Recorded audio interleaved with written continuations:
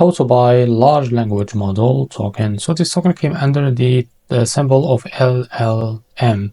So before we start, this is not financial advice. I'm not professional or economic expert. So before investing in any project that you find on my channel, please do your own research. Now, before going on buy this token, make sure to check the X account as you can see here. And after that, go and find it on the screener. It's available there. As you can see, this token is increased by 49,000% in the last 24 hours, you can see here. And the liquidity here unlocked by 89%. That's good. It means that your investment is in a safe place. Now, to be able to buy this token, copy the token address from here. And remember, this token is under the Solana network. Now, open your funds wallet for that.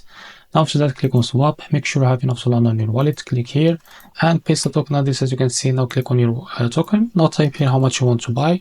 Wait a few seconds, and as you can see, this is how much you receive. Now, after that, select the provider, for example, Jupiter, and make sure after that to read all of that information.